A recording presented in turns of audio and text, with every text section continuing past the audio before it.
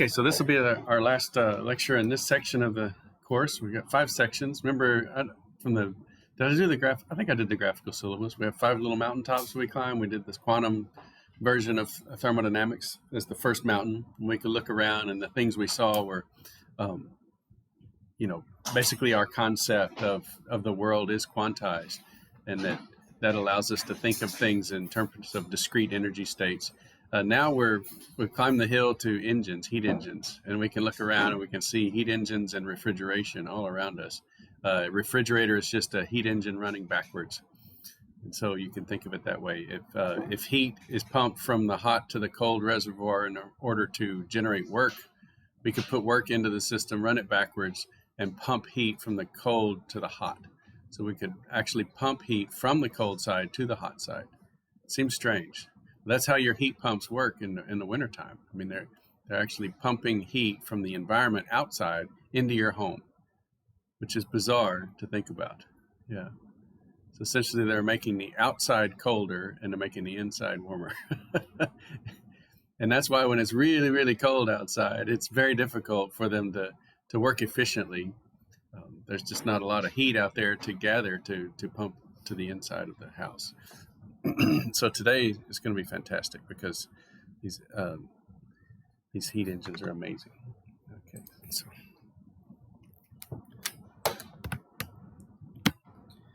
and at least until we completely get over into, say, electric motors in terms of our transportation, this is how the world moves. I mean, we're going to learn a lot about actual engines today.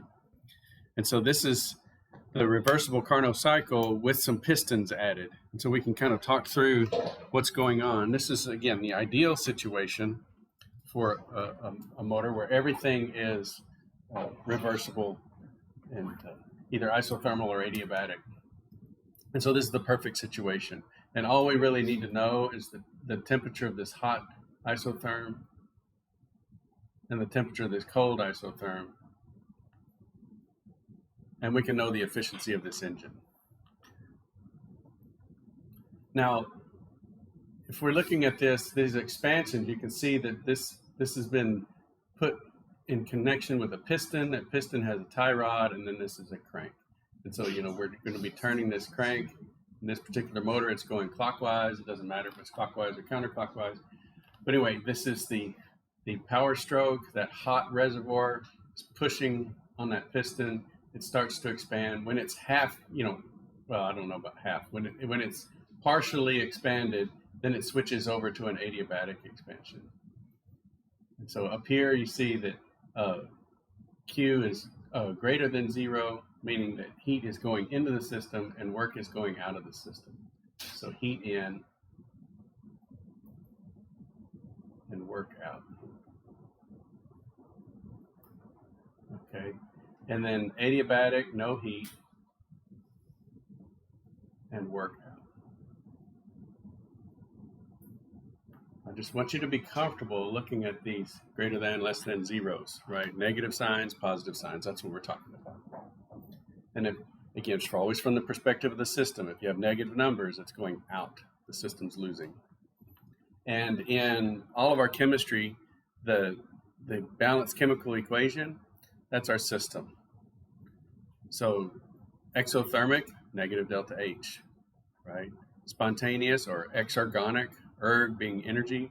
So energy flowing out, that's Gibbs energy. So spontaneous, again, less than 0. So we get here, the piston's all the way out, and then we start to compress.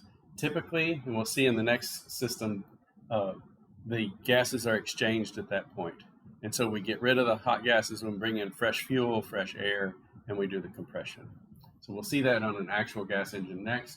But we compress that gas at the T cold temperature.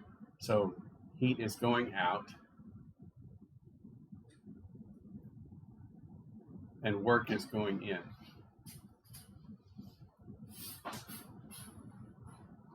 Why is that? Well, we're doing work on the system, we're compressing it, but we want it to stay the same temperature. So we're sinking the heat that we're generating. So we're compressing it. That would generally create heat, but we're pulling that heat out to keep it at a cold temperature as long as possible. And then we can no longer do that, and so then the heat stops flowing, but the work is still going. So this is zero heat, and then work in.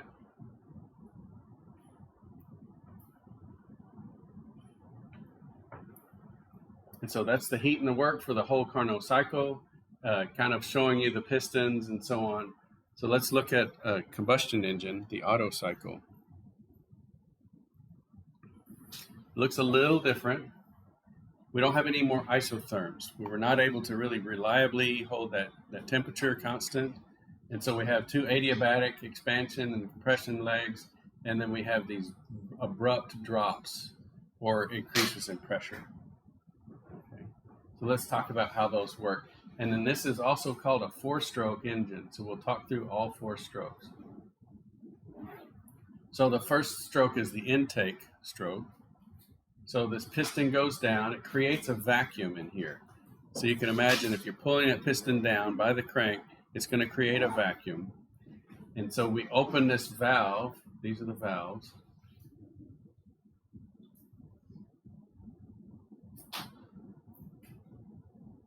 And this one is open, that's the intake valve. So we open that intake valve and fuel and air go in. So they flow in there as the piston goes down. That's why it's called the intake.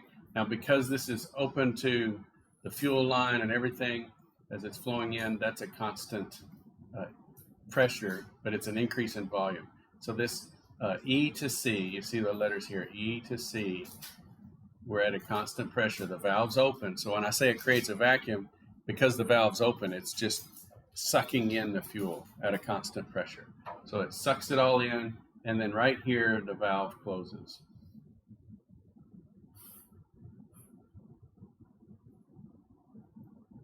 Going this way. Okay. Then we have the compression stroke. So that's step one. That's stroke one, air intake and intake air and fuel. Then the closed valves. So I can erase my little marks because I've got them ready to go. Close that intake valve. So that's the first stroke. And then C to D is the compression stroke. So when we're talking about compression ratio, we have the maximum volume. We're going to compress it up to the minimum volume. So if you know the volumes, you know the compression ratio. And that's what we have that math in the last section of the notes. So the compression stroke is C to D. So all the way up to D, we have a higher pressure. And so this pressure is what we would achieve if we just compressed the gas. But we spark the spark, and then it burns. And so in that tiny little volume, if it were perfect, it would happen instantaneously. So we're stuck at that volume, boom, we have this huge jump in pressure because we burned the gas. Nothing's perfect, but that'd be the ideal, right? We compress it all the way, and right when that piston gets to the smallest volume, we burn all that gas and oxygen and everything with this enormous jump in pressure, same volume. So is it perfect like that? No, but this is the ideal cycle, this huge jump in pressure when the gas burns. And so that's the sparking. It really doesn't show spark on here, but this is the spark plug. So fire the laser, no, fire the spark plug. There.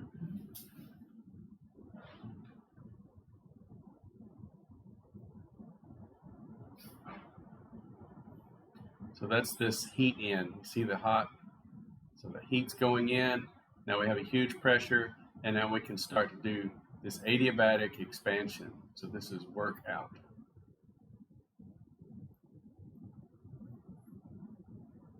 And that's the power stroke. So see this power stroke? It says D to A to B. So the D to A is the spark plug, and then A to B is the power. It's the pushing of the piston. And that's where the work is done. Power stroke, expansion. And then at B, what causes this pressure to drop is an opening of the exhaust valve. So we open the exhaust valve at B. We've pushed the piston as far as we're going to push. We've reached the far end of the crank. And so we open that exhaust valve, and the pressure completely drops as all the hot gases flow out into the muffler and out the tailpipe. So they go into the exhaust manifold. A manifold is just a like a multiple pipes coming into one pipe. So they go into the exhaust manifold that collects all the exhaust and runs it through the catalytic converter, through the muffler to keep the sound down, and then out the tailpipe. So that's B to C to E. So this is the exhaust stroke. So what do you mean by C to E? Well, look at the volume. It decreases as we go to E. So this exhaust stroke, we open the valve, the pressure drops, but the volume is still huge. So the crank has to take the piston all the way back up and push all those gases out. And so that's a compression, but since the valve is open, it stays on the same pressure. So that's what is shown here.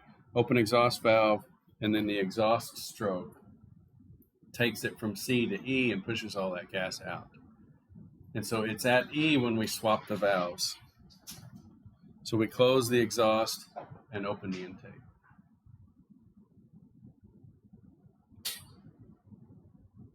Just clearing all this up so you can see.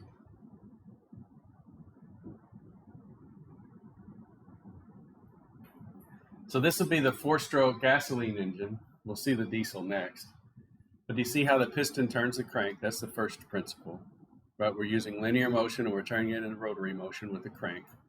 The crank has these little balancing weights on it just to provide some inertial balance so that once it's down at this bottom stroke, the inertia can carry it back up to the top. You can do this with one piston. You can get this engine to run with one piston if you have a big enough weight to keep it going through the next 2 strokes. So look on this. This is four motions of the piston. That's what's called a stroke, each motion of the piston. And only one of them generates work. So it's kind of strange, but that's the way it works. And if you don't have a good enough flywheel, and you don't have enough inertia, and you don't get good spark and a good push, then it won't make it all the way around to start the spark again. And so you get a power stroke, and then exhaust, and then intake, and then compression, and then power, exhaust, intake, compression. So it's a huge bump with the power stroke, and then it's got to go through 3 more strokes before it gets another power stroke. So just visually, it's pow, pow, pow, pow. So that's the 4 strokes that you have. And if you don't have enough inertia, then it won't start. So how many people have ever tried to start a lawnmower, right? You pull and you hear it go, brr, brr, brr, brr. It's power, power, power. And it dies off because it's cold. The gas is not getting in there. It's not very volatile. It's gaseous. It's vapor fuel that burns, not liquid. So we try to get the vapor to mix with the air to give you a good combustion. And if it doesn't have the right air fuel mixture, you don't get a very good work output. You don't get a good explosion. If you don't have a good explosion, it can't make it all the way through the other 3 strokes. And so it stalls out. But it does generate a little bit of heat. That heat raises the vapor pressure of the fuel, which makes the next time you pull, hopefully, a little bit more productive. And so you gotta warm it up a little bit, and then you gotta get it going. Now, when you put on the choke, it reduces the fuel air mixture. The air is choked back a little bit. Lots of fuel. So even though it's not very complete combustion, it generates quite a bit of heat. And so that's what you're doing with the choke. You're choking off the air a little bit, putting a little extra fuel in, and then getting a real sooty but hot explosion. And then my trick for if you ever have any trouble starting small engines is you put it on choke and you pull the cord a bunch of times until you hear it get an extra little pump. So you always hear one sort of revolution, but if you ever get a second one, then flip it over to off the choke and pull it until you hear it rattle again. So you can get any engine started if you'll do this, as long as it's not completely gummed up. So you pull, and it goes prr, prr, prr. That's what you're listening for. Flip it off of choke, prr, prr, and then it dies again. Flip it back on choke, prr, prr, prr. And you do that 2 or 3 times, and then it'll start. You're just balancing the fuel air mixture. You run it really rich for a while until you get an extra stroke. Then you bring in lots of air. Take it off choke. Bring in lots of air. And so you're just back and forth between lots of air, lots of fuel, and then you can get it to go. That's my trick. That way you don't flood it. If you run it on choke too much, you're just going to flood the engine, and then you got to wait for all of that liquid fuel to evaporate in the heat, and then you can go again. So that's the trick. So here's the actual visual of it. This was the video I was looking for this morning, and so let's look at this. It shows it in. No, I didn't mean to hit that. Hope it doesn't take me to YouTube. I'm going to do no sound so that I don't get a copy strike. So I'll just talk you through it. So this is the 4-stroke engine by Yash Verma. Good job, guy. This is a great little animation. And I'll point at some of the features here.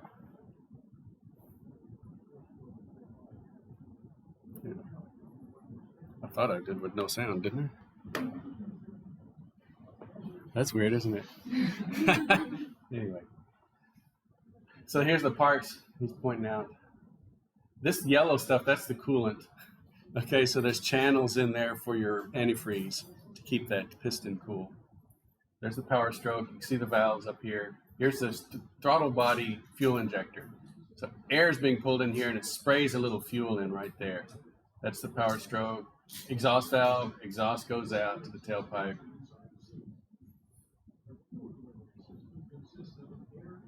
Air intake, this is the intake and exhaust valve, fuel injector. Spark plug is right here. So that's the first stroke is intake, compression, power stroke, exhaust. So those are your 4 strokes. Hope I don't get in trouble. Yeah, so there's the fuel. All right, and see it's down at the bottom of the crank, so that inertia carries it forward and pushes that up. And they engineer it to have as small a volume as possible up here. And then, pow, you see a little spark.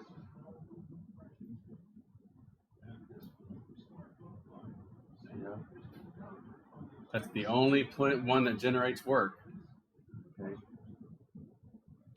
Turns the crank really fast. Inertia carries it up for the exhaust, and that goes out. You see up here, there's a little camshaft here. A cam is a little eccentric oval, and when it comes around, it pushes this rocker arm, which opens the valve. So you can see the little cams there, and they open the valves as they spin around. And so when you have a cam for both sides, it's a dual overhead cam, DOHC. Now watch when it goes up to this high RPMs, they sort of animate it at a high speed. So we'll see that in a sec. So at 5,000, you'd have 83 rotations per second. That's fast. Or 166 strokes. Yeah. See, so that's what's going on inside your car. So that's why you have to have oil, because you got to lubricate that piston. It's moving so fast, and if the heat is not controlled by the oil and the coolant, the metal gets sticky. Okay, it starts to melt, it softens and starts to melt, and then you can seize your engine. Yeah. So that's what happens with, if you don't have oil, then your engine will seize. Okay, I got all those things. So here's the diesel cycle. Oh, let me stop this video. I think that's what happened. Okay, so when I clicked the first time on the video, I clicked down there in the corner and said watch on YouTube. So it was playing on here on YouTube, and this one wasn't muted. That's what was going on. Because I was like, it's muted. How is it playing sound? But it was playing over here on my computer. Okay, so the diesel cycle has quite a different phase diagram. You can see the Otto cycle up here at the top. You can see the diesel cycle here. It has the same 4 strokes, though. So a diesel engine is a 4-stroke engine. It's just got a little bit different lettering system. So let's go through this. We still have the same intake, E to D is still intake. Compression is D to A. So D to A would go all the way up to the ultimate pressure with diesel engines. And so they're made at higher tolerances where this volume up here is even smaller for a diesel engine. They don't have a spark plug. And so yeah, for diesel engines, they just have what's called a glow plug. It's just like a little hot wire that gets it warmed up. Once the engine's warmed up, then the diesel will combust on its own. So you have an air-fuel mixture of the diesel, and if you can compress it far enough, it will auto-ignite just from compression. That happens in some gasoline engines too. If the fuel is got the wrong octane mixture for that particular design of engine, and so it'll rattle or knock when you hit the gas. And that's because the gas is being pumped in there and it's starting to combust before the spark plug fires. And so it's rattling the valves and so on. Eventually it could ruin your engine if you're driving a car that rattles a lot. But I haven't heard that in a decade or more. I mean, maybe it still happens, but man, in the 70s, the 80s, these engines would rattle a lot when you hit the gas. And sometimes they would never turn off. I had a car that you would stop and you'd turn the car off, and the spark plugs are not powered, but the engine is still going even after the whole thing's turned off, because the compression is enough to ignite the gas, and so the engine wouldn't turn off. It would miss a few beats, but it would still be going for a while, and eventually it would die because there wasn't enough gas coming in. But that was welcome to the 70s, right? So that was really fun looking back to say, wow, the engine's just going by itself. So then we get it all the way up to that high compression, and then they have these fuel injectors. So instead of valves, they have fuel injectors in the diesel engines. And that was another thing that made diesel engines loud in the past and are quiet now, was the pressure of that fuel rail. So about a decade ago, BMW patented or discovered this new method to pressurize the fuel rail with all of the back pressure of the fuel injector. So they ran it at a higher pressure, which allowed it to spray the fuel in, and there wasn't a lot of rattling of that fuel rail. And that was the actual noise that we were hearing from diesel engine, was that fuel injection system. Once they ran it at a higher pressure and got rid of the motion, we didn't hear any of the rattling. So now when you hear diesels rev up, you don't hear the fuel rattling, but you hear the turbo. So now they're pumping air in with a turbocharger, and you hear it sounds like a big fan spinning up. So next time you hear a diesel go by, you hear, that's the intake fan that's pushing air in there, stuffing it in. So at this high pressure, you got to have a high pressure air and high pressure fuel to spray into that chamber that's got very little volume. So that's the heat in, and it doesn't stay at that volume long. So it's already starting to push the power stroke. So it's pushing the piston down. You're still flowing fuel and air in at high pressure, and it's still generating heat. So the pressure is staying at that high pressure for a while as you flow the air and the fuel in. But eventually you stop the fuel and air flow, and then you have an adiabatic expansion where the temperature drops down, and you get that power stroke. So A, B, and C are all the power stroke. So we have D to A was the compression, and then now A, B, and C were the power stroke. So we are still flowing fuel in for a little bit of the power stroke, and then you stop flowing the fuel, and then you see the pressure and the temperature drop and the volume expand for the power. Then the exhaust is the same. You get over here at C, you pop that exhaust valve, the pressure drops dramatically because the valve's open, and then you do a full compression and you push all the exhaust out. You close the exhaust valve and open the intake valve, and you pull the piston down and suck in air, I guess. This is CDE is the exhaust, so you bring the piston down. I guess you're sucking in air and then pushing it up. So maybe this is where the turbocharger stuffs it full of air. You compress it up there and start spraying in the fuel, and it starts burning immediately. Notice how for the diesel engine, you have a lot more control over how the fuel is delivered. You're spraying in that fuel injector into a really tight space, stuffed with air, and you can spray a little bit longer and get more of a power stroke. You can spray a little bit less, slow the thing down. So you have, with this direct injection fuel system for diesel, you can control the fuel a lot better, and we get a lot more efficiency out. You say, well, 0.2 to 0.3 for a gasoline engine, 0.3 to 3.5, you say that's not much improvement, but it is, because the denominator is not 100. The denominator is 0.2. Going from 0.2 to 0.3 is 50% more. Okay, we look at that and we say, wow, that's not much improvement, but we can't ever get 100. So our baseline, if our baseline is 20%, if we get 30%, we've gone up by 50, because it's a change in 10% divided by 20. So 10 over 20 is 50% improvement. So that's really good. So that's why a lot of the small cars now, especially in Europe, where there's more densely populated and so on, they have gone mostly to diesel engines, small engines with high RPMs. We can run these things very efficiently at very high RPMs. It's just a noise factor. It sounds like Formula One, right out here, as the cars go by San Houston Avenue, and that would be really annoying. But it's just as annoying with these big diesel trucks that gun it. So how do we, in densely populated areas, manage the air quality? Okay, so we've got a lot of this exhaust coming out. The more efficient the engine, the higher the temperature. What else do you have in that system? Now, let me ask you this. This is a thinking question. We're talking in ideal situations where we're putting fuel in with air and we think of oxygen. That's what the fuel wants. What else is in air? Nitrogen. Okay. And so what happens if it's really efficient engine, you get really high temperatures, what can you make with nitrogen?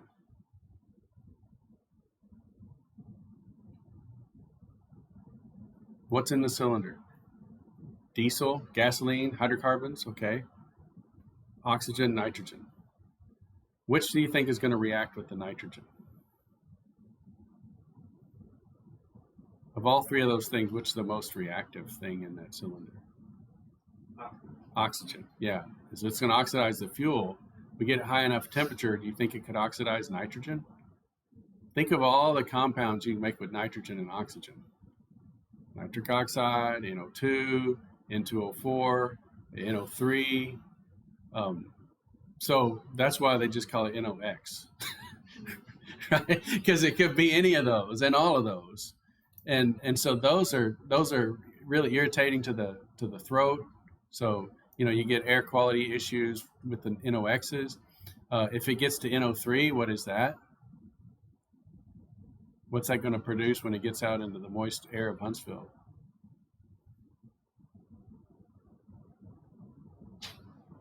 This is your Gen Chem stuff now. What is NO3 called? All right, y'all think.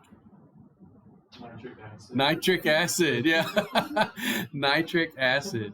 So when they talk about acid rain, yeah, from combustion, if you have efficient combustion, you produce nitric oxides.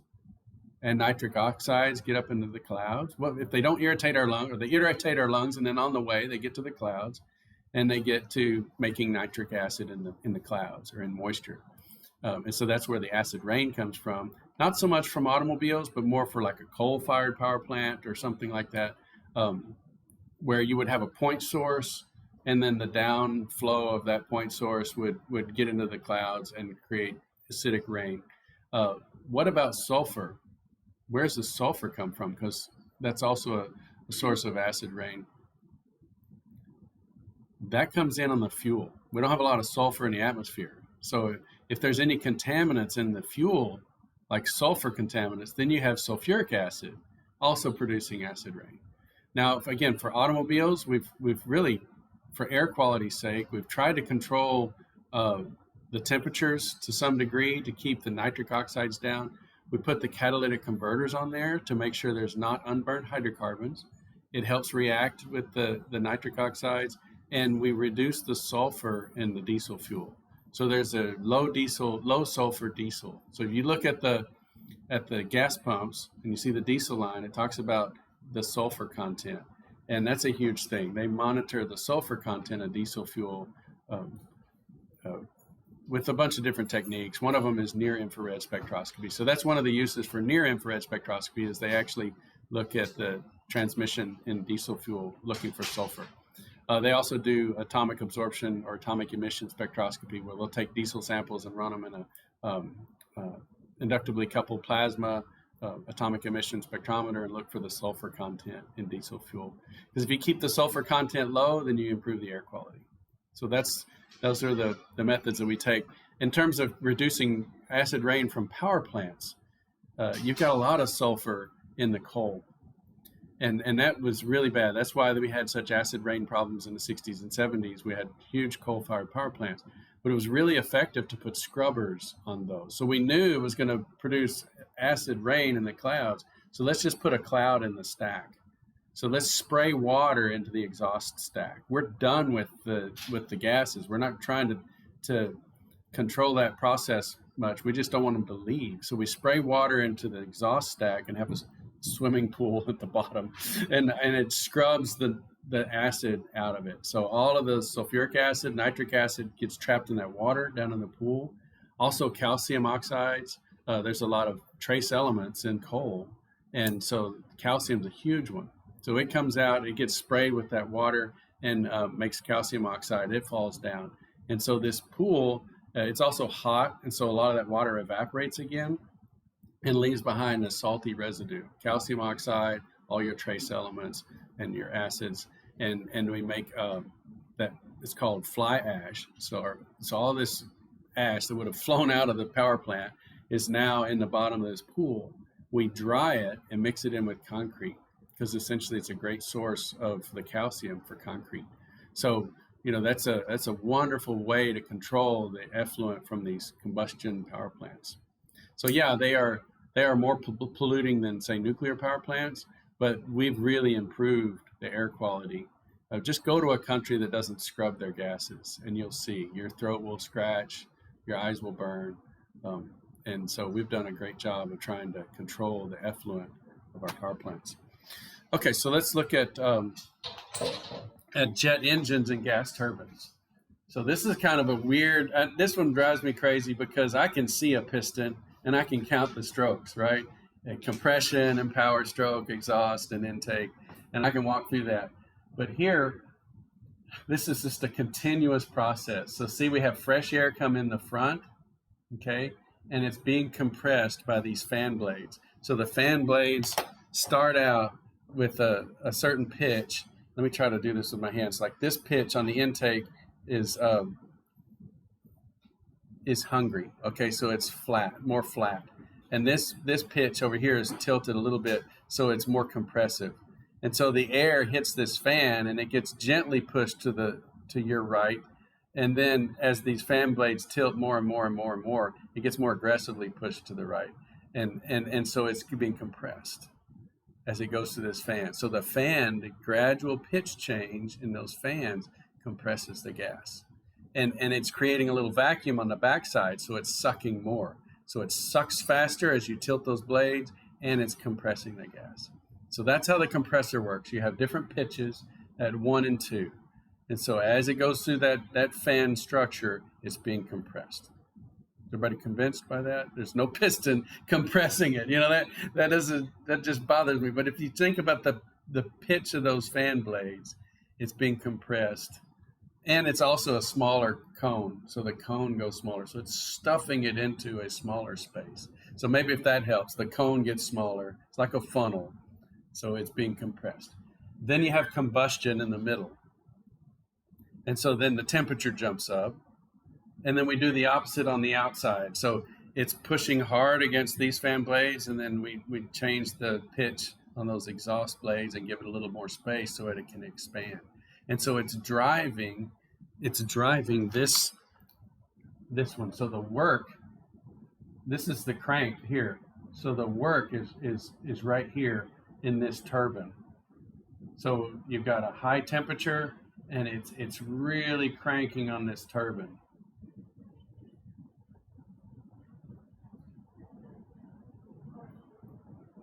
And we just take some of that force and we use it to drive the compressor.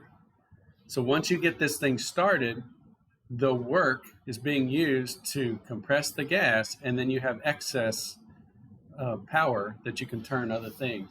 And so we can take this thing and we can connect this shaft, connect this shaft to a generator.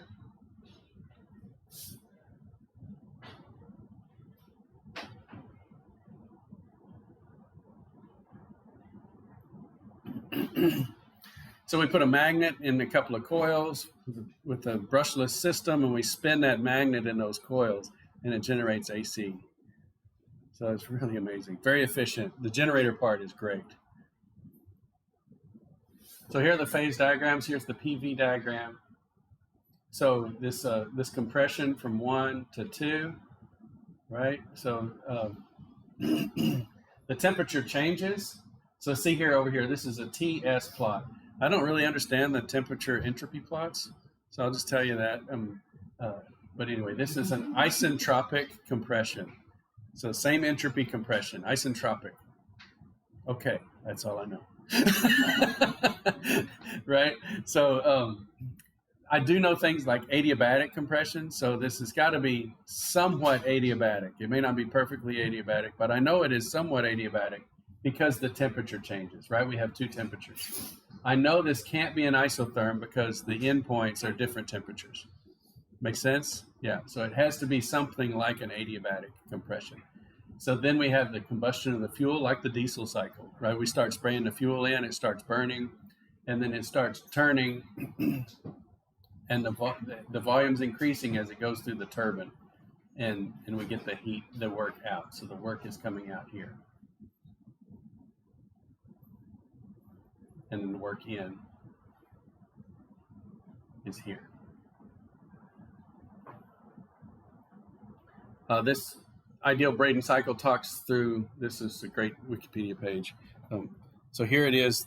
This is what's going on in a jet plane. Now this exhaust gas, if you only need a little bit of it to turn the compressor, look how big the compressor is on a jet airplane.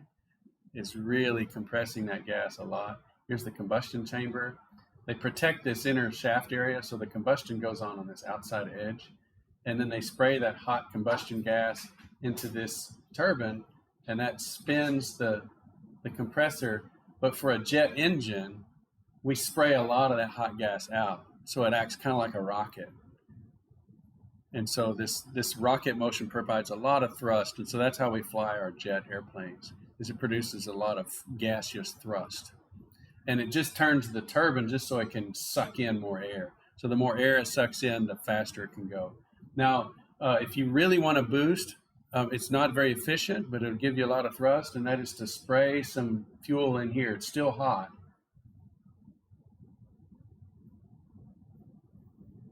And they call it an afterburner. So in our fighter jets, they turn on the afterburner, they're spraying excess fuel in after the turbine in a confined space, and it burns and sprays out a lot of thrust. But it's inefficient, right? So they can't run on afterburner all the time. But if they really need to accelerate, like to take off of a carrier deck or to get away from a missile or something, they can really accelerate that way. Now we can, again, take this thing and hook it up to a generator and generate electricity with it. So that's what our natural gas turbines are. So our natural gas turbine power plant is using some of the most efficient engines that we have.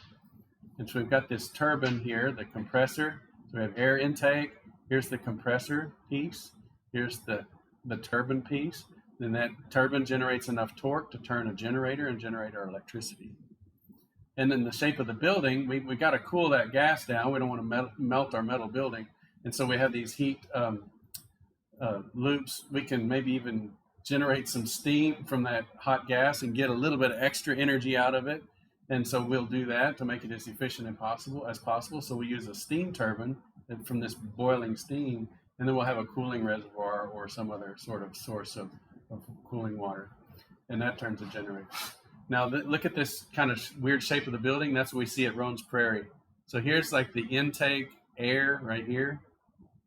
So next time you drive by Roan's Prairie on the way to College Station, this is what you're looking at. And this is the exhaust, this expansion of the gases. And there's a heat exchanger in there. So they generate power from the combustion and they generate power from the hot gases.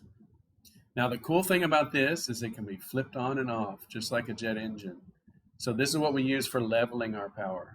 So we can generate base load with coal and with hydroelectric and nuclear. And so those things are very hard to start and stop, but this one is very easy to start and stop. So if people go to work in the morning and there's been a cold snap and everybody turns on the heaters, they can fire these up and give that extra demand in the mornings and then turn it off in the midday when everything's all warmed up. And same thing in the summertime, when people are getting ready for work, they're turning on the hair dryers and all of that, and they turn the AC on at work to get the building comfortable for the workers. Huge demand at 6 a.m.